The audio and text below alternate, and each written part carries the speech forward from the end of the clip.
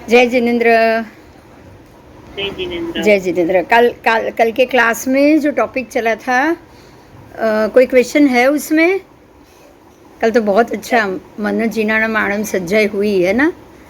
हाँ, हम्म, परमात्मा की क्या आज्ञा है। बहुत छोटी छोटी बात देखेंगे ना तो बहुत कुछ जानने को मिल जाएगा। तो जो चित्त चय उपचय और उदीर्णा वेदन निर्जरा, ये जो प्रोसेस है उसी के लिए चलेंगे। उसी के अंदर संग्रहणी गाथा में भी ये 6 प्रकार बताए हैं। एक तो कृत यानी कि किए हुए कर्म जो सत्ता में पड़े हैं, बराबर। फिर हाँ, चित्त, फिर चित्त अब जो सत्ता में पड़ा हुआ है तो ये चय होगा, फिर उपचय होगा, है ना। चय होगा, समय आने पे वो चलित होंगे। चलित होना यानी चय होना, चय होना यानी वो फ्लोर पे आते, मतलब जब उसका उदय काल होता है वो अपने आप आपके सामने आ जाते। तो चित, उसके बाद उपचित। उपचित यानी कि जब भी आप वो कर्म करते हो तब उसी लेशिया के अंदर वापस चले जाते हो और उसी को डबल मन से उसको वापस फिर से चय उपचय करोगे, चय का उपचय करोगे यानी कि उसको डबल भोगोगे, उसको बढ़ाओगे, उसको बढ़ाओगे। फिर है वेदित। अब समझ में आए जब, तो उदीरित आ जाएगा। अब उदीरित आएगा, जब समझ में आ जाएगा तो उदीर्णा करोगे कि भाई ये करने जैसी चीज़ नहीं है। अब हमें अपने आप को एक समृद्ध बना देना है, हम अपने आप को एक जगह पे रोक दे, संवर कर दे और ये संसार की भ्रमणा से बाहर निकलने की प्रोसेस शुरू करे। तो ये हुआ संवर। जब संवर होगा, संवर अलग तरीके से होता है। संवर जीव अपने मन से सोचता है, मन से वैराग्य को प्राप्त करता है, मन से सम्यक दर्शन को प्राप्त करता है, तब उसकी संवर की प्रक्रिया शुरू होती है। अब ये संवर की जो प्रक्रिया हुई उसने चय उपचय क्रोध सबको रोक दिया, समझ में आया? हाँ, उसने ये सबको रोक दिया। और जो उदीर्णा जो कर्म पड़ा है सामने, अगर जो नहीं भी पड़ा है, जो आने वाले बाद में सत्ता में पड़ा है और बाद में भोगना है, उसकी वो उदीर्णा करेगा। अब उदीर्णा का प्रोसेस शुरू होगा। उदीर्णा करते करते उसको वेदन करेगा, तो वेदित, और उसके बाद उसकी निर्जरा करेगा। तो ये 6 प्रकार हैं। 6 में से 3, पहले 3 अलग हो गए, कृत चित उपचित। वो उसके भी तीनों के 4-4 प्रकार बताए हैं। और बाकी के जो 3 हैं, उदीरित वेदित और निर्जीर्ण, ये तीनों अलग हो गए। उसके भी और 3-3 भेद। ठीक है, पर ये समझ में आ गया ना, 3 अलग कैसे वो। चलो, क्या जीव कांक्षा मोहनीय कर्म का वेदन करते हैं? हाँ, भगवान कह रहे हैं हाँ, जीव कांक्षा मोहनीय कर्म का वेदन करता है। पर कैसा करता है, वो कैसे करता है? तो परमात्मा कहते हैं कि गौतम, उन कारणों से जीव शंकित, कांक्षित, विचिकित्सित, भेद समापन्नक, कलुष समापन्नक हो जाते हैं। इस प्रकार से जीव कांक्षा मोहनीय कर्म का वेदन करते हैं। ठीक है, कुछ कारणों से जीव शंका कंख विगिच्छा पसंसतः संधवो कुलिंगिसु, ये 5 चीज है जिससे जीव कांक्षा मोहनीय कर्म का वेदन करता है। समझ में आया? शंका करना, कुशंका करना, कांक्षा करना, इच्छा करना, वितिकिच्छा मतलब अलग से चिकित्सा करना, उसका इलाज करने जाना, और शंकागंग विगिच्छा पसंसतः संधवो कुलिंगीसु, दूसरे सब कुलों, दूसरे कुल, दूसरे धर्म की प्रशंसा करना, मतलब भेद समापन्न करना। उसने भेद किया, देखो ये धर्म ये कह रहा है, ये धर्म तो ये कह रहा है, यहाँ से आपको इजी गोइंग है, ये तो आपको फटाफट आराम से मोक्ष दे देगा, तो पुण्य ज़्यादा बंधाएगा, यहाँ तो उपवास भी इजी है। ये सब भेद होता है कि नहीं? होता है ना? हाँ, तो भेद होने से क्या होगा? वो क्लैश होगा या खुशी होगी? आपने आपने ये भेद किया कि देखो जैन धर्म कितना क्रूर है, कितना कठिन है, मुश्किल है, ये धर्म से भी तो मोक्ष हो सकता है, ये धर्म इतना इजी है तो वो धर्म करेंगे तो भी चलेगा। बोलो ये क्या हुआ? क्लेश हुआ। तो भेद समापन्न होने से क्लेश समापन्न होगा ही होगा। पहले शंका की, उसके बाद उसकी आकांक्षा की। शंका तो हो गई तो ये क्या सही है नहीं पता, अब आकांक्षा भी हो गई कि भाई चलो इजी धर्म है तो उसको भी देखो, हमसे नहीं हो रहा है मुश्किल तो हम इजी पे जाए, तो ये एक आकांक्षा हो गई। उसके बाद विचिकित्सा, अब आपने विशेष प्रकार से बुद्धि लगाई कि भाई यहाँ से भी मोक्ष, भगवान ने तो कहा है कि नान्य लिंग से भी मोक्ष है, यहाँ से भी मोक्ष है, तो फिर यहाँ उपवास इजी है, यहाँ रहना इजी है, यहाँ पत्नी के साथ संसार भोग के भी आप सन्यासी कहे जाते हो, तो ये ज़्यादा इजी है, तो ये काम करना, इसको करो उसको छोड़ो। आपने क्या किया अभी? भेद किया ना, भेद। एक मुश्किल धर्म है, एक इजी धर्म है, भेद किया कि नहीं किया दो में? आवाज आ रही है मेरी? और ये भेद करने से एक क्लेश उत्पन्न हुआ, कषाय उत्पन्न हुआ कि अरे आप जैन धर्म की उपेक्षा करने लगे। ए शनै क्लास चालू है, नो आवाज। हाँ, तो ये सारा जो प्रोसेस हुआ जिसमें भेद समापन्न, कलुष समापन्न, और इस प्रकार से कांक्षा मोहनीय कर्म का वेदन हुआ। आपने कांक्षा मोहनीय कर्म को वेदित किया, मतलब आपने उसको बांधा। पहले भी कांक्षा था ही था। आकांक्षा तो हर एक जीव की जो संसार में भटक रहा है उसके अंदर इच्छाएं भरी हुई पड़ी है, और उसका जब समय आया, जब ये चय हुआ, चित हुआ, तो चय उपचय करके करके उसमें आपने वृद्धि कर ली, कांक्षा मोहनीय को प्रबल बांध दिया। तो इस प्रकार से आपने उसको बांधा है। तो जो जो कारण से आप जीव ने शंका, कांक्षा, विति चिकित्सा और भेद समापन्न और कलु समापन्न किया, इसी के अंदर वो जीव ने कांक्षा मोहनीय का वेदन करके उसको फिर से नया बांध दिया। क्या वही सत्य और निशंक है जो जीनों द्वारा प्रवेदित है? गौतम स्वामी ने प्रश्न किया कि हे भगवान, क्या वही सत्य और निशंक है, शंका बिना की बात, जिसमें आप शंका ना करो, शंका ही ना उत्पन्न हो, और जो सत्य हो, परमात्मा ने जो कुछ भी कहा है, क्या वो सत्य और निशंक है? ऐसा प्रश्न तो गौतम स्वामी ने भी किया है, तो हमको तो हो वो स्वाभाविक है। बोलो होगा कि नहीं? होगा, हमको तो हो ही सकता है। तो यहाँ यही समझना है कि गौतम स्वामी भी छद्मस्थ है, केवली नहीं हुए, तो जो भी केवली नहीं है सबको ऐसी शंका होती ही होती। पर गौतम स्वामी के नसीब अच्छे थे, भगवान मिल गए, भगवान को ही पूछ लिया, भगवान को इतना मानते थे, भगवान जो कहते थे उसको समझ लेते थे, हाँ बोल देते थे, हाँ भगवान, हाँ बनते, हाँ बनते, हाँ बनते, इतना ज़्यादा उनको भगवान पे भरोसा था, उनको भगवान के व्यक्तित्व पे भरोसा था, और भगवान सामने ही थे तो मानना जरूरी था। फिर भी शंका तो होती थी ना, प्रश्न तो होते ही थे। भगवान कह रहे हाँ गौतम, इस प्रकार के मन को धारण करता हुआ, उत्पन्न करता हुआ, इस प्रकार का चेष्टा करता हुआ, और इस प्रकार मन का संवर करता हुआ, आज्ञा करने वाला ही, आज्ञा का पालन करने वाला ही आराधक होता है। भगवान ने कहा है, सुनिए सारे स्टेप सुनिए, हे गौतम, इस प्रकार के मन को धारण करता, मतलब ये कुछ अलग प्रकार का मन है?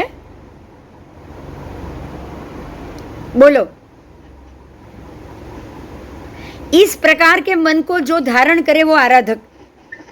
परमात्मा कह रहे हैं इस प्रकार के मन को जो धारण करे वो आराधक। तो मन की अलग अवस्था हुई। अब मन की कितनी अवस्था मानोगे? अब बताओ। मन तो खाली मन होता है, मन हो गया, इच्छा हो गया, पर मन की भी अवस्था बताइए। वो अवस्था किसकी? जीव की अवस्था के हिसाब से ही मन की अवस्था हुई। जीव की कैटेगरी के हिसाब से हर एक का मन अलग अलग जाएगा ना। तो अगर सम्यक दृष्टि जीव है तो उसका मन कैसा होगा? संभावी होगा। अगर मिथ्या दृष्टि जीव है तो उसका मन कैसा होगा? रागी द्वेषी होगा। बार बार में राग, बात बात में द्वेष, बात बात में कषाई होगा कि नहीं? और जो मिश्र मोहनीय है वो, उसका मन कैसा होगा? मिश्र ही होगा ना। चलो भगवान कह रहे हैं वो भी सच होगा, और अन्य धर्म कह रहे हैं तो वो भी सच होगा। हर बोले, जो भी बोले सब सच्ची है। तो ये मिश्र हुआ ना, मिश्र हुआ है, नहीं चंचल नहीं है, मिश्र है। मिश्र का एक बड़ा फायदा, एक ध्यान दीजिएगा कि मिथ्यात्व से सम्यक दृष्टि जात, एक बार अगर सम्यक दर्शन आता है ना, उसके बाद आप मिश्र पे बहुत लंबे समय तक रहोगे। क्यों? क्योंकि जब तक पूरा मिथ्यात्व खत्म नहीं होगा आप मिश्र ही हो ना। और एक बार मिश्र सम्यक दर्शन आ गया, आप मिश्र मोहनी में आ गए, मतलब आपका मोक्ष निश्चित हो गया। क्योंकि अभवी को तो मिथ्यात्व जाना ही नहीं है, उसको तो सम्यक दर्शन आना ही नहीं है। आएगा? बताओ, आएगा?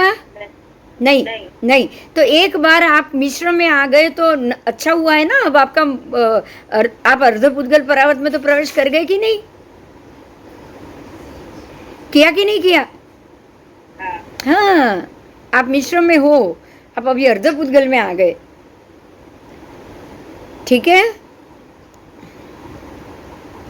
तो इस प्रकार के मन को, सम्यक मन को धारण करता हुआ, सम्यक दर्शन को उत्पन्न करता हुआ, सम्यक ज्ञान सम्यक दर्शन को अपने मन में उत्पन्न करता हुआ, सम्यक जीव की तरह, समकिति जीव की तरह ना रागी ना द्वेषी, वितरागी ऐसी चेष्टा करता हुआ, और अपने मन को संवर करता हुआ कि संवर कर रहा है, छोड़ो, कुछ नहीं चाहिए मुझे, बहुत हो गया, अब सारी इच्छाएं आकांक्षाएं छोड़ना है, अब मुझे कुछ नहीं चाहिए। तो आपने संवर किया, बहुत जगह कर लिया, लेकिन फिर भी शॉपिंग में मन हो रहा है, तो आपने बाकी की जगह तो संवर किया है ना, अब एक ही जगह बाकी है ना, बाकी की जगह तो संवर हुआ है ना। अब ये भी हो जाएगा, कोई बात नहीं, अभी हो रहा है क्योंकि अंदर पड़ा है, अंदर कर्म का भोग पड़ा हुआ है, तब तक तो वो बंद नहीं होगा। राइट? हाँ, जब तक अंदर पड़ा है आप बंद नहीं कर सकते हो। आप इतना ध्यान दीजिए, अगर आप काबू नहीं कर रहे हो तो सीधा समझ लो, सीधा कैलकुलेशन, अंदर कर्म पड़े हैं भोगने के लिए, कहाँ से आप उसका संवर कर पाओगे? बताओ।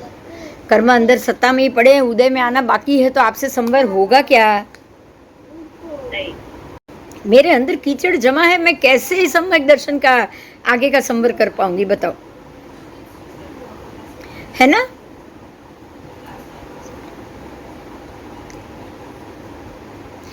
ठीक है, तो ये इस प्रकार से मन का संवर करता हुआ जीव परमात्मा की आज्ञा क्या आराधक होता है। आपने मन जिनाणम आनम कल ही किया है, तो मन जिनाणम आनम, मुझे परमात्मा की आज्ञा मान्य हो, ऐसा आराधक कौन?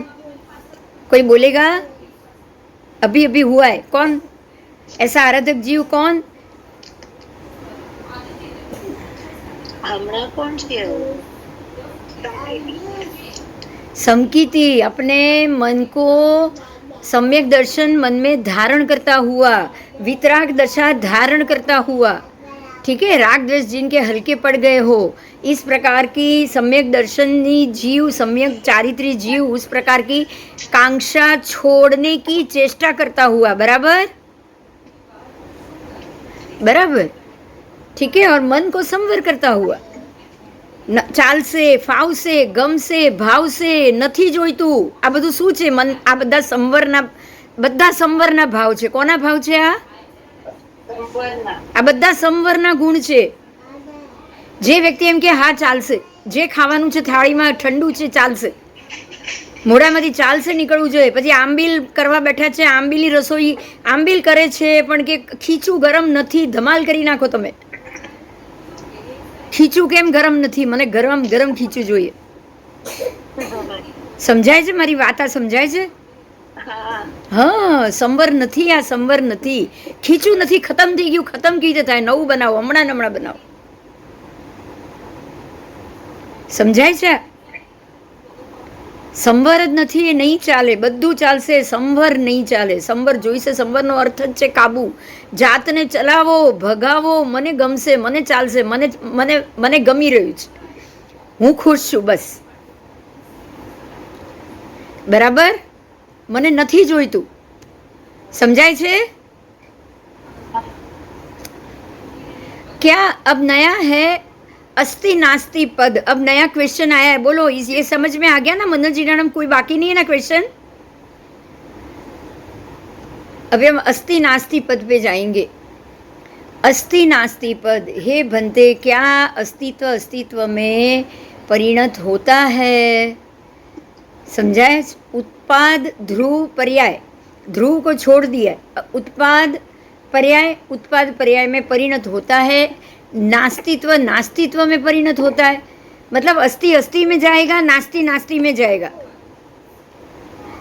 समझ में आ रहा है? भगवान कह रहे हैं हाँ गौतम, अस्तित्व अस्तित्व में परिणत होगा, नास्तित्व नास्तित्व में परिणत होगा. अस्तित्व कभी नास्तित्व में नहीं जा सकता, नास्तित्व कभी अस्तित्व में नहीं जा सकता. क्लियर हुआ? ये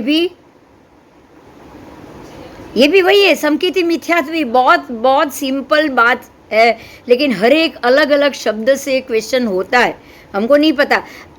आस्तिक्य यानी कि हम बोलते हैं ना वो आस्तिक. आप इसको क्या कहोगे? नास्तिक और आस्तिक वही कहोगे ना? बोलो. आस्तिक नास्तिक નાસ્તિકમાં કોઈ દિવસ પરિણત થાય? અને નાસ્તિક કોઈ દિવસ આસ્તિકમાં પરિણત થશે? નહીં થાય. નાસ્તિક આસ્તિકમાં નહીં થાય. નાસ્તિકમાં નાસ્તિક ભેગો થશે. નાસ્તિકને નાસ્તિક કહેશે હા તું બરાબર બોલે છે, આસ્તિકને આસ્તિક કહેશે હા તું બરાબર બોલે છે. રાઈટ? सीधी बात है ने? हाँ. तो गौतम स्वामी को भगवान ने जवाब दिया है कि हाँ, अस्तित्व अस्तित्व में परिणत होगा, नास्तिक नास्तिक में परिणत होगा. जो अस्तित्व अस्तित्व में परिणत होता है वो किसी प्रयोग से होता है या अपने स्वभाव से होता है? बोलो. प्रयोग से होता है या अपने स्वभाव से? भगवान कह रहे दोनों से होता है. प्रयोग से भी होता है, अपने स्वभाव से भी होता है. परमात्मा ने कहा है वो दोनों से होता है, वो प्रयोग से भी होता है और नास्तित्व नास्तित्व में परिणत स्वभाव से भी होता है. ठीक है? वो स्वभाव से भी होता है और प्रयोग से भी होता है. अब दोनों से कैसे होता है इसको हम आगे देखेंगे. आओ. भगवान ने जवाब दिया.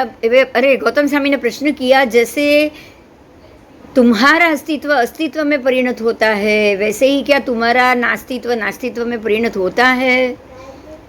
ठीक है? तो परमात्मा कह रहे हाँ गौतम, जैसे मेरा अस्तित्व अस्तित्व में परिणत होता है वैसे ही मेरा नास्तित्व नास्तित्व में परिणत होता है. बराबर? नास्तित्व नास्तित्व में परिणत होता है वैसे ही अस्तित्व अस्तित्व में परिणत होता है. गौतम स्वामी ने फिर से पूछा क्या अस्तित्व अस्तित्व में गमनीय है, ज्ञेय है? नास्तित्व नास्तित्व में ज्ञेय है? हाँ. भगवान कह रहे हाँ, दोनों ज्ञान ही है, ज्ञेय है, गमनीय है, पसंदीदा है. नास्तिक को नास्तिक बातें बहुत अच्छी लगती है. बोलो, लगती है कि नहीं? आस्तिक को आस्तिक की बातें बहुत अच्छी लगती है, गमनीय होती है कि नहीं होती? अगर कोई नास्तिकवाद बोलता होगा तो आस्तिकवाद वाला क्या करेगा? उसकी बातों को पसंद करेगा अंदर से? नहीं कर पाएगा. और ऐसे ही कोई आस्तिक भगवान की बातें कर रहा है तो नास्तिक क्या वहां खड़ा रह के उसकी हाँ में हाँ कर पाएगा? लेकिन उसके उल्टा हो, अगर कोई नास्तिक बोल रहा है तो नास्तिक उसकी हाँ में हाँ करेगा कि नहीं करेगा? वो खुश होगा कि अरे देखो मैं तो जो बोल रहा हूँ ये आदमी भी वही बोल रहा है, चलो ये तो बहुत अच्छा हुआ. और ऐसे ही अगर कोई आस्तिक भक्त हो और वो भक्त भगवान जैसे मीरा की बात है तो नरसिंह मेहता उसकी हाँ में हाँ करेंगे कि नहीं करेंगे? करेंगे, जरूर करेंगे. ठीक है? तो भगवान ने ये कह दिया है कि ये गमनीय है. अच्छा, अब ये गमनीय क्या है? किसी प्रयोग से गमनीय है या स्वभाव से गमनीय? तो भगवान कह रहे गौतम ये प्रयोग से भी गमनीय है और स्वभाव से भी गमनीय है। प्रयोग से गमनीय, स्वभाव से गमनीय, आपको समझ में आ रहा है ये बात? बोलो, कोई प्रश्न है? प्रयोग से गमनीय का क्या मतलब और स्वभाव से गमनीय का क्या मतलब, समझ में आ रहा है? प्रयोग की राशि प्रयोग से मतलब आपका अंदर से आप उसको अपने नास्तिकता को धीरे धीरे कम करके आस्तिकता की तरफ जाओ। अंदर के भाव को ऐसे ये सोच सोच के जाओ कि भाई ऐसा तो लगता है पर केवली भगवान तो कोई बोल नहीं रहे हैं, लेकिन भगवान ने कहा है तो ये जरूर थोड़ा थोड़ा तो सही होगा ही होगा। तो ये आप प्रयोग से जा रहे हो, समझ में आ रहा है? और स्वभाव से तो नहीं, यही सही है, आप कोई ऑप्शन ही नहीं सोचोगे। प्रयोग से मतलब आप अपनी बुद्धि को लगाओगे, दिमाग से सोच सोच के एक्सपेरिमेंट करोगे, एग्जाम्पल लोगे। तो ये एक्सपेरिमेंट हुआ कि नहीं? हाँ, तो ये प्रयोग से हुआ।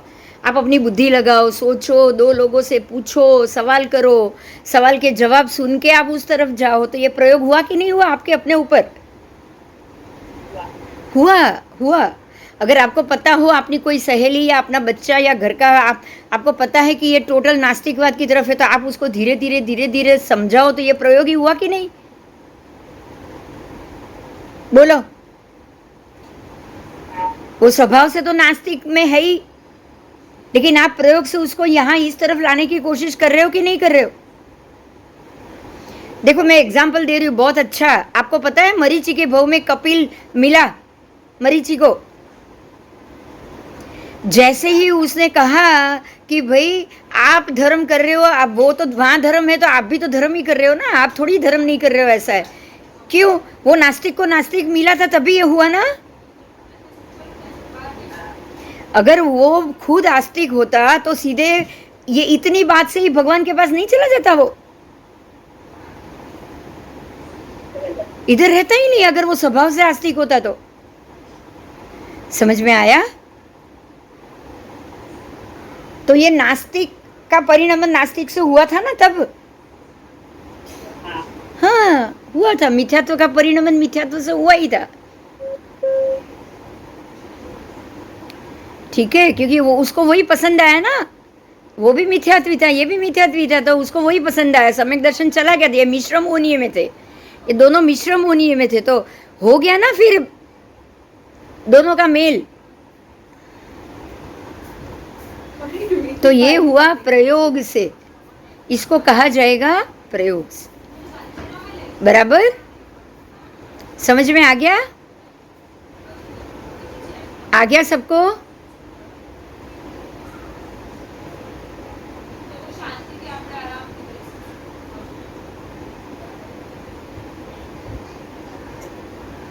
चलो अब आगे क्या भगवान की समता का पद बताया गया है। क्या तुम्हारे जैसे तुम्हारे लिए अत्र गमनीय है, वैसे ही क्या तुम्हारे लिए इह गमनीय है? मतलब कि अत्र का मतलब है आपके समीप में जो पदार्थ नहीं है वो, और इह का अर्थ है आपके समीप नज़दीक में जो पदार्थ है वो। तो जैसे तुम्हारे लिए नज़दीक वाली व्यक्ति है, वैसे ही बाहर वाली व्यक्ति भी है, गमनीय है। बोलो। अत्र इह का अर्थ ये किया है, अत्र इह का नाम दिया है। अब इसमें ये कहने का भावार्थ एक ही है कि क्या आपको अपने बच्चे अच्छे लगते हैं वैसे ही दूसरों के बच्चे भी अच्छे लगते हैं? क्या आप अपने बच्चों की चिंता करते हो वैसे ही सबके बच्चों की चिंता करते हो, या भेदभाव करते हो? बोलो। हाँ, जितनी अच्छी बेटी लगती है उतनी अच्छी बहू लगती है। बस तो ये નથી કરવાના। હા વાંધો નહીં પણ ये નથી करवाना, बस भगवान एम के छे। जैसे तुम्हारे लिए अत्र गमनीय है वैसे ही समीपवर्ती व्यक्ति गमनीय है, वैसे ही तुम्हारे लिए इह यानी कि समीपतर व्यक्ति, अलग व्यक्ति जो समीप नहीं है, समीप इतर दूसरी व्यक्ति भी गमनीय हो। समझ में आया? हाँ, ये ही सम्यक दर्शन है। आपको आपको अपना सम्यक दर्शन ऐसी जगह पे परीक्षा करनी है, चेक करना है। मुझे ये पसंद है तो क्या मुझे ये भी पसंद है? क्या मुझे ये व्यक्ति अच्छी लग रही है तो मुझे ये व्यक्ति भी अच्छी लगनी चाहिए। बराबर बराबर बराबर। तो ये हुआ आपका समीपवर्ती गमनीय और समीपतर व्यक्ति गमनीय। व्यक्ति आ गई, वस्तु आ गई, सब आ गया। समीप और समीपतर में ये फर्क है भी, अंदर का बाह्य का, इसी को तो आपको पता है। ये आत्मा और उसका जो भी हम जो उसी धोरण में जब इसका व्याख्यान सुनते हैं ना, तो आत्मलक्षी और परलक्षी आता है ना। अपने आनंद गंजी 24 और दूसरी 24 में ये शब्द आते कि नहीं आते? बोलो। પરમાં રહેવું અને આત્મામાં રહેવું આવે છે કે નહીં? આવે હા, તો જ્યારે તમને આત્મામાંથી પરમાંથી આત્મામાં આવવું ગમ્યું, તો પછી તમને આ પર ને એનો તો ફરક રહેવો જ ન જોઈએ ને. બોલો, રહેવો જોઈએ. પહેલા તો તમે બહારની વસ્તુઓમાંથી પર અને બાહ્ય કાઢશો, રાઈટ? રાઈટ. પછી તમે પોતાની અંદરમાં આવશો. હા કે ના? હા, પરમાં આવીને રહેવું, બાહ્યમાંથી બહાર આવવું. આ બધી બાહ્ય ક્રિયાઓ છે. જેમ આપણે શરીર અને આત્મામાં આપણે શરીરને પસંદ કરીએ છીએ અને આત્માને ગૌણ કરીએ છીએ, પણ એ ગૌણ ક્યારે આત્માને પસંદ કરો છો અને શરીરને ગૌણ કરો છો, એ શું એવું કરવાનું છે? પહેલા મારો આ પ્રશ્ન છે, બોલો. ના, એવું કરવાનું છે? ના ના ના ના. કારણ કે શરીર आत्माना प्रदेशों अनंत प्रदेश है. आत्मा अनंत प्रदेशी है. अनंत प्रदेश के अंदर आपको रहना है. आपको शरीर में नहीं रहना है. बात ये हो रही है, आपको शरीर में नहीं रहना है. आपको आपके आत्मा के अनंत प्रदेशों के अंदर ही रमणीय होना है, उसी के अंदर रहना है. आत्मा जो शरीर के अंदर रह रहा है, उसको वो शरीर से बाहर निकाल के अपने ही आत्मा प्रदेश के अंदर रममाण होने दो. प्रोसेस समझ में आया मेरा? हाँ. आपको बार बार शरीर धारण नहीं करना है और आत्मा को अपने आत्मा प्रदेश के अंदर ही रममाण होने के लिए छोड़ देना है. ये है आपकी सिद्ध गति की स्थिति. क्लियर हुई? आप अपने आत्मा को शरीर और पुद्गलों के, जीवों के शरीर के अंदर रहने दोगे ना, तो ये संसार का प्रवृत्ति हुई. ये संसार में रममाण हुआ. संसार में आप रमणीय कर रहे हो क्योंकि आप शरीर को पसंद कर रहे हो, शरीर के इंद्रियों का भोग पसंद कर रहे हो, इसलिए आपको वो अच्छा लगता है, इसलिए आप संसार प्रिय हो गए हो, इसलिए आपको बार बार शरीर लेना पड़ता है. बोलो हाँ या ना? हाँ. अब अगर आप ये चाहते हो कि मैं बार बार जन्म नहीं लेना चाहता, तो आपको अपने आत्मा को उसी के आत्म प्रदेश के अंदर ही रममाण होने के लिए छोड़ना पड़ेगा. हाँ या ना? हाँ. बस ये प्रोसेस करना. समझ में आ रहा है क्या प्रोसेस करना है? हमें अपने आत्मा के सारे प्रदेशों को ये इंद्रिय वाले शरीर में से बाहर निकाल के उसके अपने प्रदेशों के अंदर लेके जाना पड़ेगा.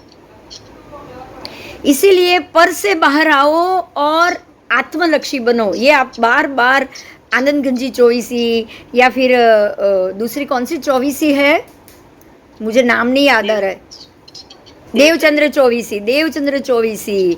आपको ये सब में ये चीज मिलेगी. मिल रही कि नहीं मिल रही है? हाँ. हाँ, इसी में यही सब मिल रहा है. मतलब जो जिसका है. अब देखो यहाँ पे आपको बहुत क्लियर हो गया आस्तिक्य और नास्तिक्य. आस्तिक्य को आस्तिक्य में रखो, नास्तिक्य को नास्तिक्य में रखो. बोलो.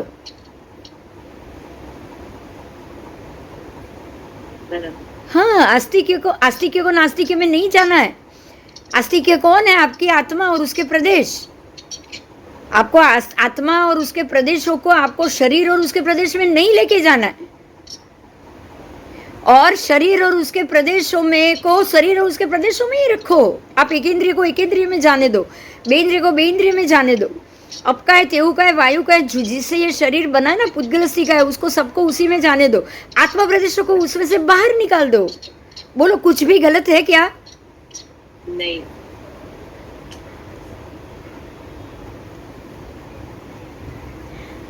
समझ में आ गया?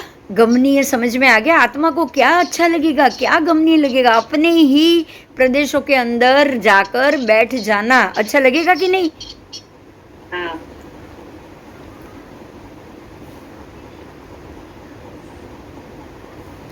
अब ये बड़ा प्रश्न है, जीव कांक्षा मोहनीय कर्म बंध किस हेतु से करता है? करता तो है ही, संसारी जीव तो कांक्षा मोहनीय का बंध करता ही है, पर किस हेतु से करता है? तो यहाँ हेतु लिखा है, बताया है परमात्मा ने, प्रत्यक्ष हेतु, परिणामी कारण। प्रत्यक्ष हेतु, परिणामी कारण। परिणाम है तो कांक्षा मोहनीय। फूल की सुगंध है, अगर फूल में सुगंध है तो कांक्षा मोहनीय। अगर किसी फूल में सुगंध नहीं है, बोलो कांक्षा मोहनीय बांधोगे आप? नहीं। सुगंध नहीं है क्या, कोई फायदा नहीं, फेंको इसको, घर में भी नहीं रखना है, कचरा इकट्ठा होगा, मच्छर बैठेंगे। और अगर सुगंध आ रही है जब तक, तब रखेंगे। हाँ, 24 घंटे तक तो आप रखोगे ही रखोगे, जब तक सुगंध आ रही है। तो सुगंध आ रही है उसकी वैल्यू आप कर रहे हो, सुगंध नहीं आ रही है उसकी वैल्यू ही नहीं कर रहे हो, तो ये कांक्षा मोहनीय हुआ कि नहीं? हकीकत में तो दो में से किसी में भी वैल्यू नहीं करनी है, सुगंध की भी वैल्यू नहीं करनी, क्योंकि सुगंध की वैल्यू करना ही इंद्रिय गम्य हो गए आप। हाँ आप इंद्रिय गम्य हो गए। आस्तिक्य को आपने नास्तिक्य में डाल दिया। अब ये याद रखना, जब भी इंद्रिय गम्य हो जाओगे आप आस्तिक्य को नास्तिक्य में डाल रहे हो ना? हाँ समझ में आ रहा है सबको? बहुत अच्छी बात जा रही है। परिणाम का ही कारण है, परिणाम मिल रहा है ना, मुझे ये फल चाहिए, परिणाम है तो फल चाहिए। परिणाम नहीं है तो क्यों नहीं है, मेहनत डबल मेहनत से करोगे तो डबल जुनून आएगा, डबल गुस्सा आएगा। अब समझ में आ रहा है? यहाँ एफर्मेशन बिल्कुल जीरो, आपको संसार बढ़ाने के लिए ही है। क्लियर हो रहा है एफर्मेशन का मतलब? एफर्मेशन है क्या? संसार के चढ़ने की सीढ़ी है कि नहीं? है। तो परिणाम कारण ही प्रत्यय हेतु है, कांक्षा मोहनीय का प्रत्यय हेतु।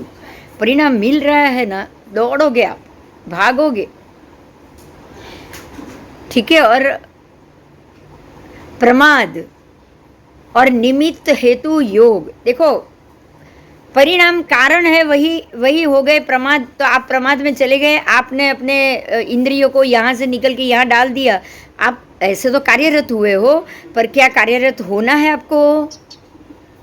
नहीं होना, इसीलिए इसको प्रमाद कहा गया है। क्या कहा है? प्रमत्त, अप्रमत्त बोला है।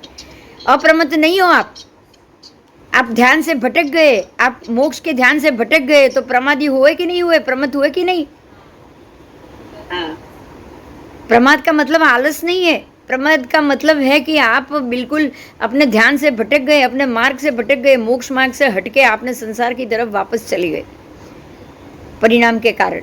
ऐसे तो हम बार बार चले जाते हैं, कहीं सुगंध अच्छी लगी, कहीं ड्रेस अच्छा लगा, कहीं खाना अच्छा लगा, कहीं पीना अच्छा लगा। अच्छा लगना ही, मन का मोह लेना ही, किसी भी चीज से मन का खुश होना ही प्रमाद है। समझ में आ रहा है? कांक्षा मोहनीय बनता रहेगा, बंधता रहेगा,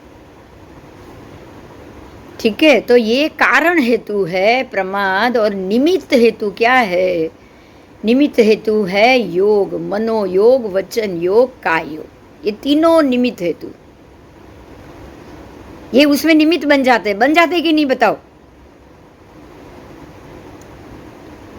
मन ने इच्छा कर ली, वचन ने बोल के वो चीज मांग ली कि भाई आपका ये जो है गुलाब आपके हाथ में है, बहुत सुगंध आ रहा है, मेरे को एक दो। आपके पास 10 है, मुझे एक दो।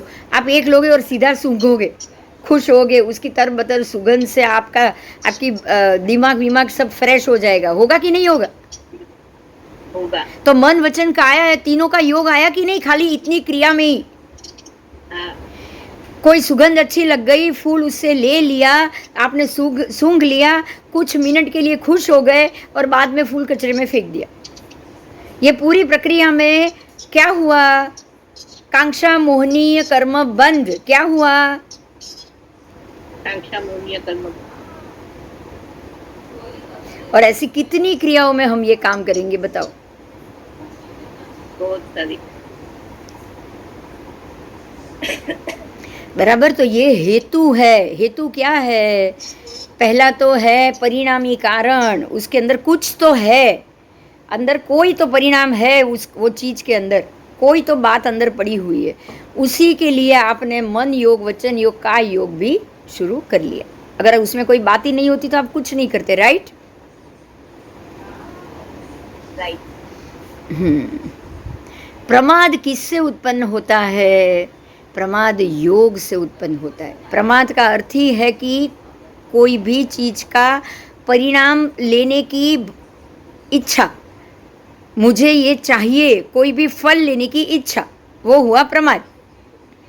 तो मन वचन योग से ही उत्पन्न हुआ ना? हाँ, बिना योग, अगर आप कुछ योग ही नहीं करते, मन वचन काया तीनों को आप एक योगी क्रिया में आंख बंद करके बैठ जाते, ना सुगंध है तो क्या है, कौन सुगंध कहाँ से आई, कौन फूल लाया, कुछ नहीं देखते आप, कौन सा फूल है कुछ भी नहीं देखते, तो क्या ये होता कांक्षा मुनि? नहीं होता ना। योग किससे उत्पन्न हुआ? देखो, ये तो प्रमाद हुआ, प्रमाद योग के कारण हुआ। अब योग किसके कारण उत्पन्न हुआ? मन के। नहीं, योग, योग के अंदर योग, योग उत्पन्न होना, मन योग, वचन योग, काय योग। मन योग भी तो योग ही है। मन योग कैसे उत्पन्न हुआ? मन से तो नहीं हो सकता ना। नहीं। मन योग मन से कैसे हो सकता है? मन योग तो उत्पन्न हुआ है, तो मन योग, वचन योग, काय योग किससे उत्पन्न हुआ?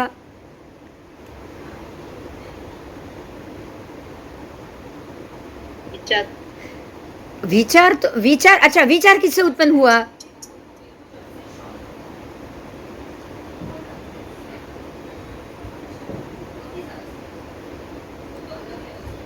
विचार क्या है ये बोलो, चलो। क्या हर एक जीव विचार सकते हैं? एक इंद्रिय, बे इंद्रिय, तेर इंद्रिय, चौरेंद्रिय, पंचेंद्रिय और असंगनी पंचेंद्रिय, खाली संगनी पंचेंद्रिय छोड़ो, बाकी के सारे जीव क्या विचार सकते हैं, विचार कर सकते हैं? नहीं। हाँ, तो विचार क्या है? आप क्या बोलोगे? इनके पास ये नहीं है, इनके पास ये है। खाली संज्ञा पंचेंद्रिय के अंदर ही ये, क्या बोलोगे उसको?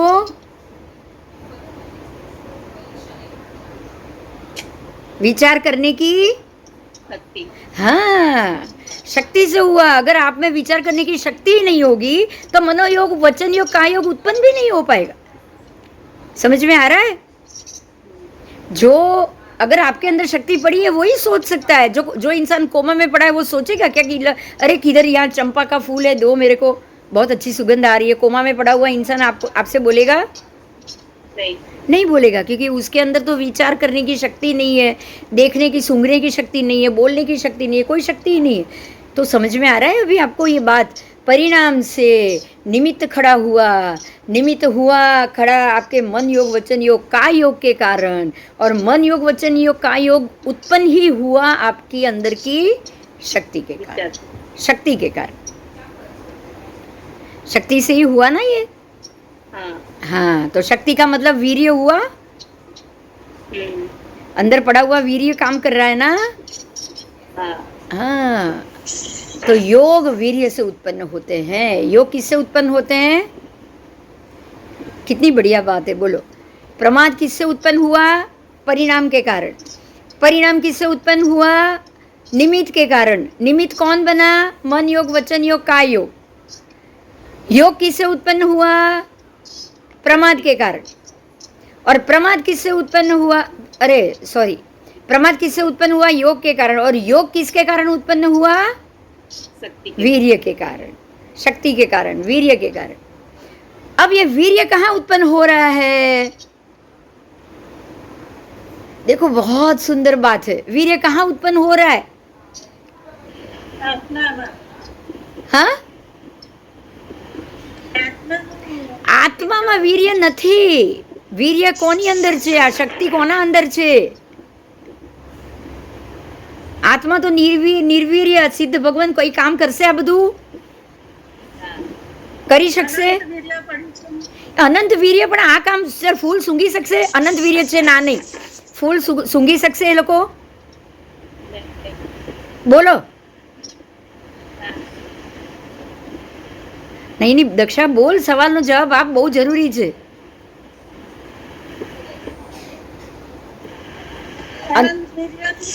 અનંત વીર્ય છે. જો સિદ્ધ ભગવાન પાસે અનંત વીર્ય છે, પણ મન યોગ વચન યોગ કા યોગ કરી શકશે?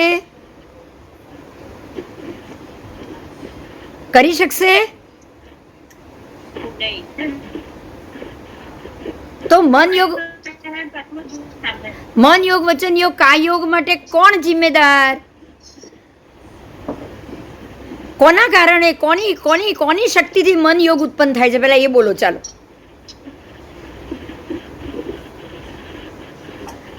મન શેનાથી ઉત્પન્ન થાય છે? આપણે બધું કરી ગયા છીએ, યાદ કરો ધીરે ધીરે. મન કોના કારણે ઉત્પન્ન થાય છે?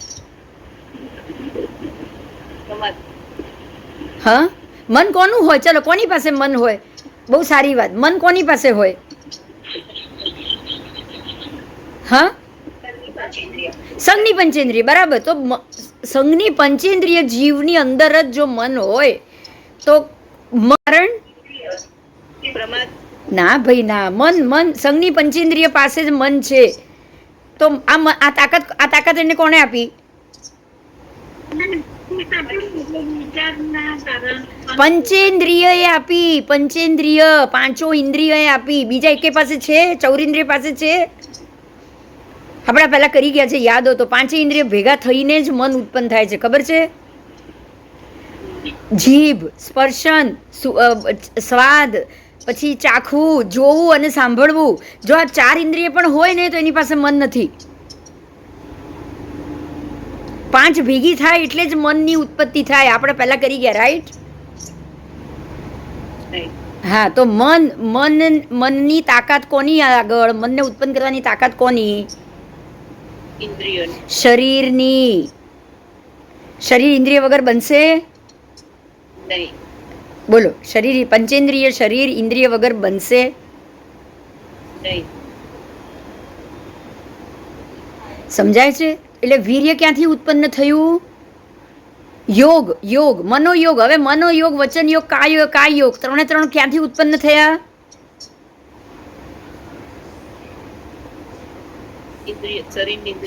પંચેન્દ્રિય શરીર વગર તમારો વચન યોગ બી થવાનું નથી.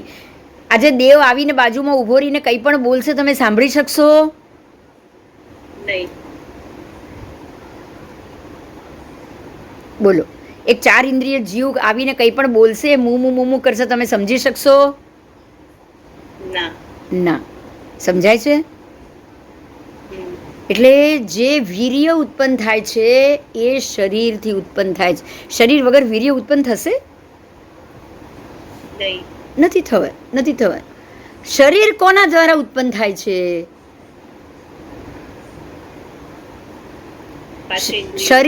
શરીરને ઉત્પન્ન કરનાર કોણ? મજા આવે છે સાચે. તમને બહુ આમ કસી રહ્યા છો ને તમારું મગજ. બસ તો કસો. હા, શરીર વીર્યથી નહીં.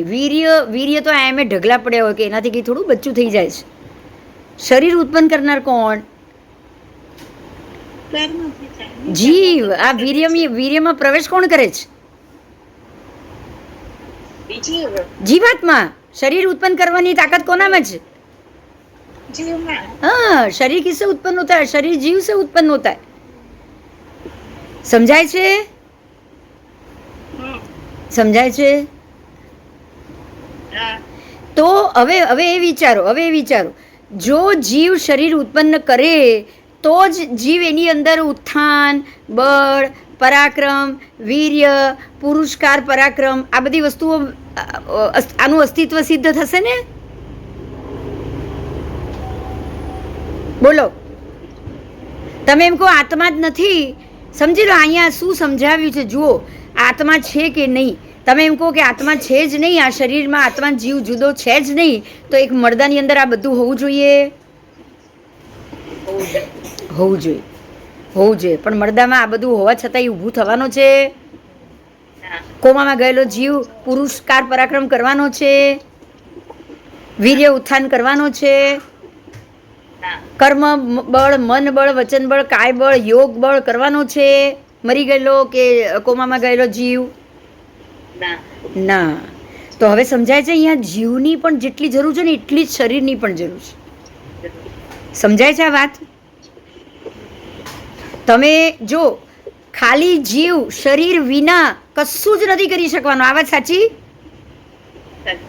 સાચી. ખાલી શરીર જીવ વગર પણ કશું જ નથી કરી શકવાનું. આ પણ સાચી? સમજાયું હવે? એટલે આજ આસ્તિક્ય એ આસ્તિક્યમાં ભળ્યું, નાસ્તિક્ય એ નાસ્તિક્યમાં ભળ્યું. સમજાયું? ખાલી નાસ્તિક્યથી પણ કશું નથી થવાનું, ખાલી શરીરથી પણ કંઈ નથી થઈ શકવાનું, ખાલી આત્માથી પણ કશું નથી થવાનું. હજી વાર છે, થોડીક વાર રહી. ખાલી આસ્તિક્યથી પણ કાંઈ નથી થવાનું. તારો વિડીયો બી ચડી જ રહ્યો છે એટલે હમણાં કાંઈ નહીં કરતો. ઓકે? સમજાઈ મારી વાત? समझाई गई? तो जीव शरीर से शरीर जीव के कारण उत्पन्न अगर हो रहा हो तो जो उत्थान कर्म बल वीर्य और पुरुषकार पराक्रम का अस्तित्व बिना शरीर होगा? बताओ. नहीं होगा ना?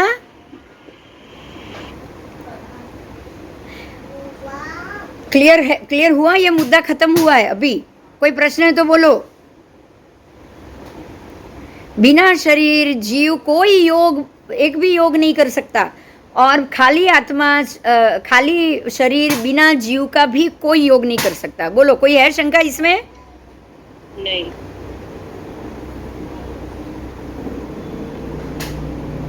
क्या जीव अपने आप ही उदीर्णा करता है, अपने आप ही गर्ह भी करता है और अपने आप भी संवरण भी करता है? क्या जीव ये सब अपने आप करता है? हाँ गौतम, जीव अपने आप ही उदीर्णा करता है, अपने आप ही गर्ह करता है और अपने आप ही संवर करता है. अब ये सब करने के लिए जीव, संसारी जीव ही कर सकता है, क्योंकि ये संसारी जीव के अंदर ही ये सारे कर्म पड़े हुए. तो कर्म बल उत्थान पुरुष वीर पराक्रम जीव ही कर सकता है कि कोई और कर सकता है? हाँ, जीव ही कर सकता. जीव ही कर सकता है. तो अब जीव नहीं है, आत्मा अलग नहीं है, ये बात तो अपने आप निकल गई. हाँ. ये बात तो अपने आप निकल गई. खाली शरीर ये कुछ नहीं कर पाएगा. बिना जीव का तो शरीर भी नहीं बन पाएगा. ये भी समझ में आ गया ना? हाँ. हाँ, बिना जीव का तो शरीर भी नहीं बन पाएगा.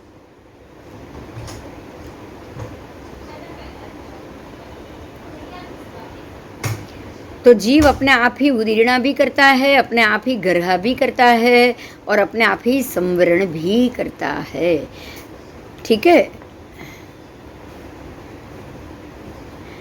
उदीर्ण की उदीर्णा करता है. भगवान कह रहे हैं, देखो वो पूछ रहे, पहले गौतम स्वामी ने पूछा कि क्या उदय प्राप्त की उदीर्णा करता है? उदय प्राप्त की उदीर्णा की जरूरत नहीं पड़ती है. बोलो, पड़ती है क्या? नहीं. इसका जवाब तो नहीं आएगा ना. अनुदीर्ण की उदीर्णा करता है. बराबर? हाँ, अनुदीर्ण. लेकिन उदीर्णा योग्य कर्म की करता है अथवा उदय के अनंतर पश्चात भुक्त कर्म की, पीछे भोगने वाले की उदीर्णा करता है. देखो, 4 प्रश्न किए. उदीर्णा के 4 विभाग. उदीर्णा के 4 विभाग है. पहला है कि अनुदीर्ण, उदीर्ण प्राप्त, जो उदय प्राप्त हुआ है उसकी उदीर्णा. दूसरा, जो उदय प्राप्त नहीं हुआ उसकी उदीर्णा. तीसरा, उदय प्राप्त नहीं हुआ है लेकिन उदीर्णा योग्य तो है, हो चुका है, पर उदय में नहीं आया है, पर उदीर्णा योग्य हो चुका है, कर्म पक चुका है, उसकी उदीर्णा. चौथा, उदय होने के बावजूद भी अगर बाद में भोगने वाला कर्म भी अभी अंदर पड़ा हुआ हो तो उसकी उदीर्णा. समझ में आई है उदीर्णा की प्रक्रिया? ये 4 में से जीव किसकी उदीर्णा करता है? आपको भी ये प्रश्न हुआ? बहुत अच्छा प्रश्न है. हुआ क्या सबको? हाँ, 4 में से किसकी उदीर्णा जीव करेगा? भगवान कह रहे हैं, गौतम, जीव उदीर्ण की उदीर्णा नहीं कर सकता. जो ऑलरेडी उदीर्ण हो चुका है, उदीर्णा में आ गया है, उसकी उदीर्णा उसको करने की जरूरत नहीं है. अनुदीर्ण की भी उदीर्णा नहीं कर सकता. जो उदीर्ण ही नहीं हुआ, जिसका अभी समय ही नहीं आया, उसका भी वो उदीर्णा नहीं कर सकता. समझ में आया? हाँ. तीसरा जो था अनुदीर्ण, किंतु उदीर्णा योग्य हो पर वो उदय में ना आया हो, उसी की उदीर्णा करता है। ठीक है, अनुदीर्ण है, उसको उदय में आ जाना चाहिए था, पक चुका है, कर्म रेडी हो चुका है, समय आ गया है, मगर वो उदय में नहीं आया है, तो वो उसी की उदीर्णा कर सकता है सिर्फ। बराबर। चौथा, उदय के अनंतर अब जो उदय तो हो गया है, लेकिन अब बाद में भोगने वाला जो कर्म पड़ा हो उसकी उदीर्णा नहीं होगी, क्योंकि वो तो जब बाद में भोगना है तो बाद में ही आएगा ना उसका नंबर, अभी तो नहीं आ सकता ना। नहीं आ सकता। तो ये चारों में से एक ही प्रक्रिया उदीर्णा किसकी करेगा, तो जो उदीर्णा योग्य कर्म हो गया है लेकिन अभी तक वो अनुदीर्ण है, वो अभी तक वो चालू नहीं हुआ है, तो उसी को ही उदीर्णा करके चालू करा सकता है। देखो आज बहुत क्लियर हो गया है उदीर्णा किसकी हो सकती है, कोई भी कर्म की उदीर्णा नहीं होगी। अगर ऐसा होता तो भगवान पहले ही भव में 28 भव तक क्यों रहते, सोचो, दो बार नारकी में क्यों जाते। हाँ, 7वीं नारकी में भी गए, 5वीं में भी गए, 2 बार जाने की जरूरत पड़ती नहीं। अनुदीर्ण का ऐसे ही उदीर्ण कर लेते वो, पर ऐसा नहीं हुआ। अभी तक जो कर्म का समय ही नहीं आया था, तो 7वीं नारकी में जाने के बावजूद भी 5वीं नारकी का समय नहीं आया था। राइट। हाँ, और वहां से बाहर निकल के तिर्यंच बने, सिंह तो सिंह बन के तो बहुत सारे जानवरों को मारा होगा। इसीलिए 5वीं नारकी का समय आया। तो जब तक समय ना आए, अनुदीर्ण हो, उसी की उदीर्णा नहीं हो सकती। याद रहेगा, मतलब आप अपने मर्जी से उदीर्णा नहीं कर सकते। क्लियर हुआ। अरे बहुत सारे 100 भव बाकी है, नहीं मेरे को तो 2 भव में निपटाना है, बोलो पॉसिबल है? नहीं, वो पॉसिबल ही नहीं है, आपका नहीं चल सकता।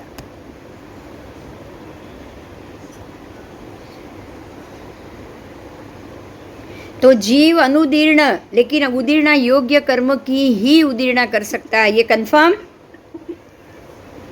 हाँ, तो अब ये कंफर्म तो हो गया कि जीव अनुदीर्ण, जो उदीर्ण नहीं हुआ पर वो उदीर्णा योग्य हो चुका है, उसी की वो उदीर्णा करता है।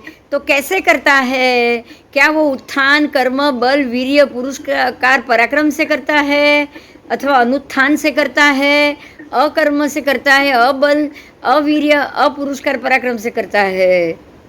समझ में आया? उत्थान कर्म बल वीर्य और पुरुषकार पराक्रम, इसका मतलब क्या हुआ, बोलो, कोई बताएगा?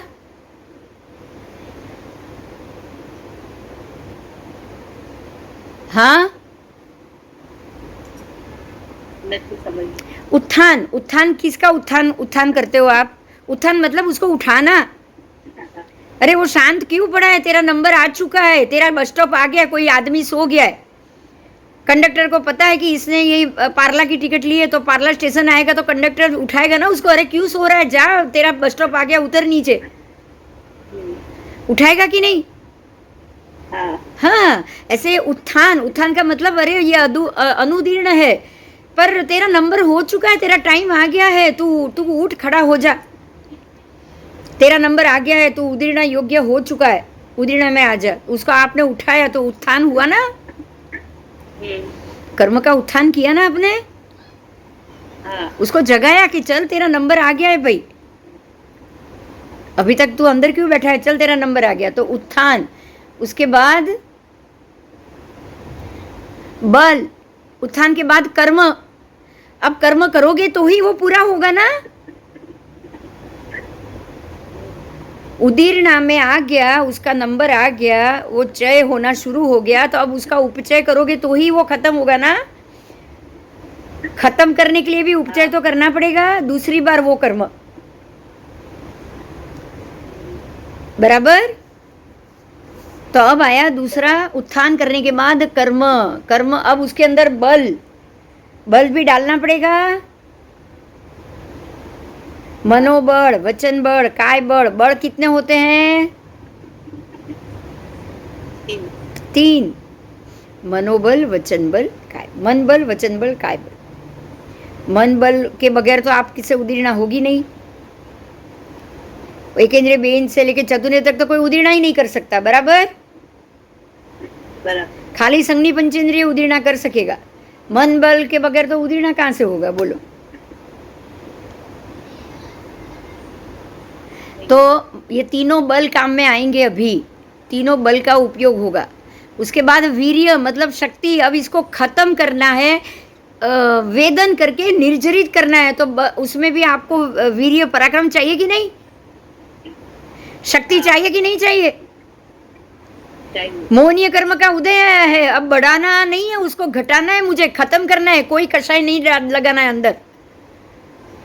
मिथ्यात्व को भगाना है, सम्यकत्व को पकड़ के रखना है। तो मोहनीय का उदय था, आपने वीर्य का उपयोग किया। खाली सोचना ही कि मुझे ये कर्म में बंधना नहीं है, भोग के खत्म करो, झगड़ा आगे नहीं चाहिए। समझ में आया?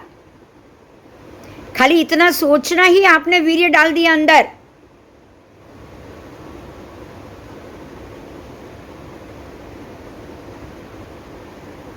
अब आया पुरुषकार पराक्रम। पुरुषकार पराक्रम का मतलब आस्तिक्य को आस्तिक्य में डालो, नास्तिक्य को नास्तिक्य में डालो। ये धर्म सही है, बस वही सम्यक दर्शन है मेरा। सम्यक दर्शन ही है तो वो सोचेगा परमात्मा प्रणीत हर एक बात सही है, सोचेगा ना। तो आस्तिक्य में आस्तिक्य को आस्तिक्य में डालना, सम्यक दर्शन को ज्यादा पुष्ट करना, यही पुरुषकार पराक्रम। और कुछ है क्या, बताओ। ये आत्मा का पराक्रम हुआ कि नहीं हुआ? महान पराक्रम हुआ। आप कर्म के उदय पहले तो उदय नहीं हुआ, उसको लाए उदय में। अरे चल उठ, तेरा टाइम आ गया है। उदय में आप उसको ला रहे हो। उदय में लाने के बाद मन बल, वचन बल, काय बल, तीनों बल का प्रयोग कर रहे हो। कर्म के रूप में उसको भोग रहे हो। भोगने के बाद तीनों बल अंदर डाल रहे हो कि मन बल कैसे है कि नहीं, सम्यक दर्शनी है हो आप, न राग न द्वेष। चाहे वो पहले का गुस्से में क्रोध कषाय का वो कर्म हो और आपने वो नील लेशिया में बांधा हो, लेकिन अभी आपकी लेशिया खुल चुकी है, अभी आप शुभ भाव में आ गए हो, तो वो नील लेशिया वाला ही आया, लेकिन आप ठंडक से काम करोगे ना। ठंडे होके कर्म करोगे, शुभ लेशिया में कर्म करोगे, और कर्म करते करते अब आप इसको निर्जरित करोगे ना, बल डालोगे ना अंदर, मन बल, वचन बल, काय बल डाल के क्या करोगे, उसको निर्जरित करोगे। और निर्जरा करने के लिए कितनी शांति करनी पड़ेगी दिमाग को, बोलो। गुस्सा करना पड़ेगा या शांति करनी पड़ेगी? शांति रखनी पड़ेगी, ना राग ना द्वेष। तो यही हुआ आपका वीर्य। आपने एक बड़ी शक्ति का प्रयोग किया है। किसका प्रयोग किया है? बड़ी शक्ति, मन शक्ति, वचन शक्ति, काय शक्ति। अरे वो कितना भी अशुभ बोल के गया, गाली बोल के गया, मेरे को कुछ नहीं बोलना है, बोलने दे उसको, पागल हो गया है वो। मनोबल, अरे कितना भी गुस्सा कराने की कोशिश करे, आप शांत रहोगे, आपको सम्यक दर्शनी आप हो चुके हो। मुझे अब ये परंपरा से बाहर आना है। पार्श्वनाथ भगवान कैसे रहे कमठ के आगे, 9 के 9 भव में। ये होता है वीर्य, ताकत। और ये इस्तेमाल करने के बाद अब ये कर्म वेदन होके वापस चय होगा या निर्जरा होगा? निर्जरा होगा। तो ये हुआ आपका पुरुषकार पराक्रम। क्या हुआ? पुरुषकार पराक्रम। ये पराक्रम आत्मा ने किया है ना, इसीलिए पुरुषकार पराक्रम। उत्तम पुरुष के योग्य पराक्रम किया। क्या किया आपने?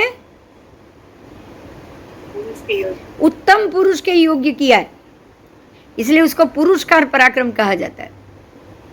तो ये पांचों तरीके से आपने अनुदीर्ण, जो उदय में नहीं आया है उसको भी उदय में लाके आपने उसको निर्जरित किया।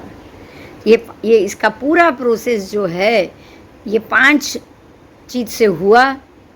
पहले हुआ क्या आएगा सबसे पहले? अनुदीर्ण को उदीर्ण करना, उसके बाद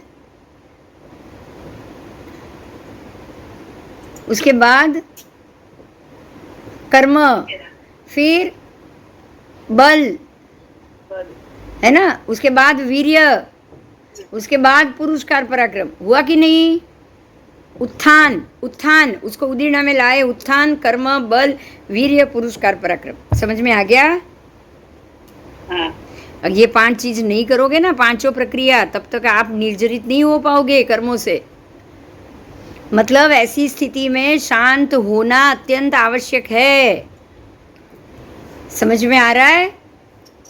हाँ, हाँ, किसी भी विपरीत क्रोध के समय क्रोध नहीं करके समभाव में रहना, यही है पुरुषकार पराक्रम। अगर ये नहीं किया तो कुछ नहीं होगा। और ऐसा होने पर ही उत्थान, कर्म, बल, वीर्य और पुरुषकार पराक्रम का अस्तित्व, जीव के अंदर ये पांचों का अस्तित्व है, वो तभी सिद्ध होगा ना जब आप ये पराक्रम करोगे। हाँ, नहीं तो सिद्ध भी नहीं होगा। बराबर? तो ये तो हुआ, आपने उदीर्ण करके कर्म को निर्जरित किया, पुरुषकार पराक्रम किया। अब आपने ये कर्म को भोग कर खत्म किया। अब उसकी जगह उल्टा भी होता है। क्या जीव अपने आप ही उपशमन करता है? मतलब आप इसका उपशमन भी बहुत सारे लोग करेंगे ना जब उदय होगा तब। अरे अभी शांत रखो, बाद में देखा जाएगा। आप अंदर से गुस्सा निकालो ही नहीं, लेकिन बाहर से बताओ कि मैं शांत हूं। क्या कहोगे इसको?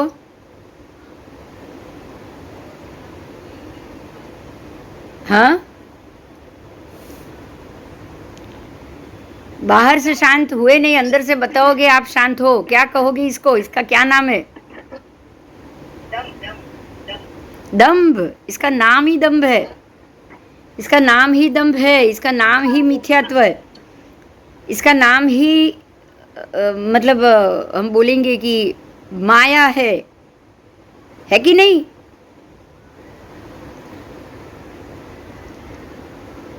जो है वो नहीं बता रहे हो, जो नहीं है उसको बता रहे हो। तो जो आस्तिक है उसको नास्तिक में डाल दिया और नास्तिक को आस्तिक में डाल दिया। डाला कि नहीं डाला? हाँ, डाला। तो जीव अपने आप ही उपशमन करता है। ऐसा भी कौन करता है? आप खुद। आपका मन योग, वचन योग, काय योग अपने आप ही आपने किया ना। कैसे उपशमन किया हुआ पुरुषकार पराक्रम क्या आपको बचाएगा? नहीं बचाएगा। नहीं, अपने आप ही ग्रह करता है और अपने आप ही संवर करता है। ये सारी चीज जीव खुद करेगा। उपशमन भी वही करेगा, ग्रह भी वही करेगा और संचरण भी वही करेगा। ठीक है?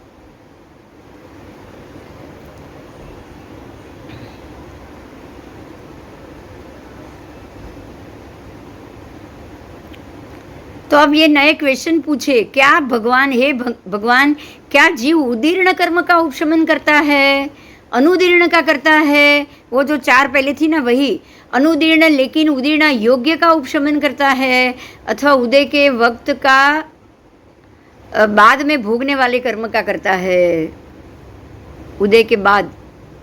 तो अब भगवान ने जवाब दिया है कि उदीर्ण का उपशमन नहीं करेगा।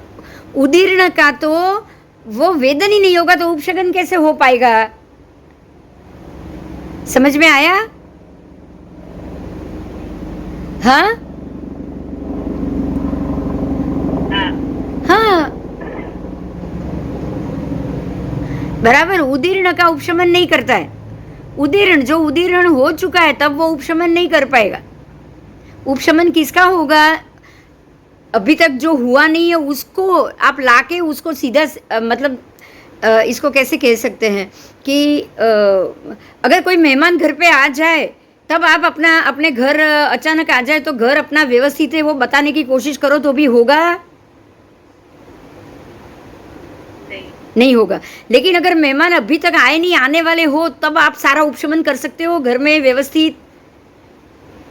हाँ, यहाँ चादर ढक दिया, यहाँ ये कर लिया, या ये उपशमन हुआ। ये क्या हुआ? तो अनुदीर्ण का उपशमन हो सकता है। बराबर? बराबर। हाँ, अनुदीर्ण, लेकिन उदीर्ण योग्य उसका ही उपशमन हो सकता है। बराबर, अनुदीर्ण का उपशमन करता है, उदीर्ण का तो नहीं कर सकता। अनुदीर्ण हो लेकिन उदीर्ण योग्य कर्म है उसका भी उपशमन नहीं कर सकता। मतलब जो उदीर्ण हुआ ही नहीं उसका ही उपशमन होगा। जो अनुदीर्ण हो लेकिन उदीर्ण योग्य हो चुका है उसका भी नहीं कर सकता। उदीर्ण में आ गया है उसका भी नहीं कर सकता। और जो बाद में भोगने वाला है उसका भी नहीं कर सकता। क्लियर हुआ? क्लियर हुआ? प्रश्न है तो बोलो कोई।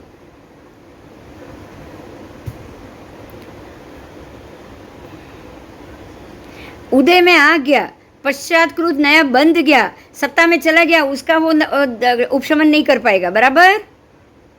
बराबर। हाँ, उपशमन किसका होगा? अनुदीर्ण। उदीर्ण अनुदीर्ण नहीं हुआ है। आप किसको उठा के बस से नीचे उतारोगे? जो सो गया है लेकिन उसका स्टॉप आ गया है, उसी को ही ना। हाँ। अगर स्टॉप नहीं आया होता तो आप उसको उतार पाते? नहीं। हाँ, समझ में आ गया? अनुदीर्ण लेकिन उदीर्ण योग्य हो गया है तो ही आप उसको उपशमन करोगे, नहीं तो नहीं। हकीकत में तो उपशमन करना ही नहीं है। करना है क्या बताओ? नहीं, उपशमन नहीं करना है, आपको वेदन करना है। क्या करना है? वेदन करना है। वेदन करके खत्म करना है, उपशमन नहीं करना है। आप अगर पता है कि ये व्यक्ति सामने आएगी और मेरे से गुस्सा करेगी, आप सोचो मैं सामने ही ना जाऊं, तो ये उपशमन हुआ। क्या हुआ? उपशमन हुआ। जब भी वो सामने आएगी तब धमाल तो होनी ही है ना। हाँ, तो आप उसको जब तक टालते रहो, मतलब आप अभी कर्म को दूर हटा रहे हो, आप उसको खत्म नहीं कर रहे हो। वेदन कर रहे हो या उपशमन कर रहे हो? उपशमन कर रहे हो, आप उसको दबा रहे हो, समय को दबा रहे हो। इससे तो और खतरा बढ़ेगा ना। हाँ, जब वो व्यक्ति को मालूम पड़ेगा आप 4 बार सामने नहीं है, 5वीं बार सामने आए तो वो तो फिर बराबर झगड़ा करेगा ना, शांति से तो बात ही नहीं करेगा। आपने उसको मौका ही नहीं दिया था, तो उपशमन करते रहो, तो उपशमन वाला ज्यादा जल्दी से उछलता है, राइट?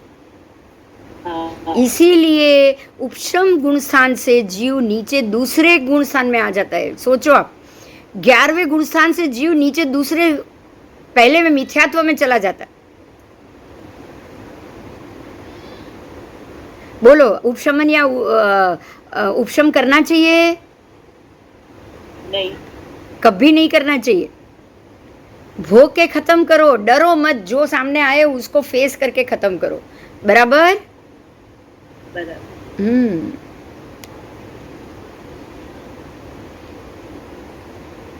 जीव अनुदीर्ण कर्म का उपशमन उत्थान से भी करता है, कर्म से भी करता है, बल से भी करता है, वीर्य से भी करता है, और पुरुषकार पराक्रम से भी करता है।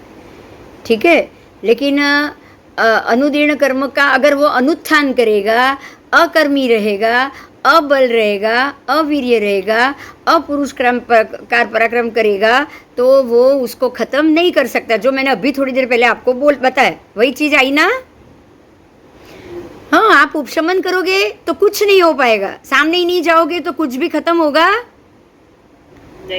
नहीं। इसके लिए आपको सामने जाना पड़ेगा, कर्म करना पड़ेगा, उसको उत्थान में लाना पड़ेगा, है ना। कर्म करना पड़ेगा, बल का उपयोग, मन बल, वचन बल, काय बल का उपयोग करना पड़ेगा, वीर्य करना का, शांत रहने की शक्ति लानी पड़ेगी ना। संभाव की शक्ति डालनी पड़ेगी, वही वीर्य है। वीर्य का मतलब ही संभाव की शक्ति,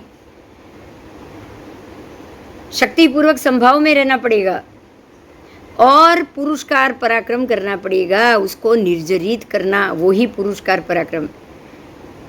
बराबर? बराबर?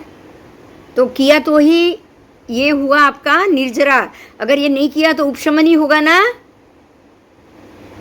क्लियर हो रहा है? उपशम और निर्जरा क्लियर हो रही है? हाँ।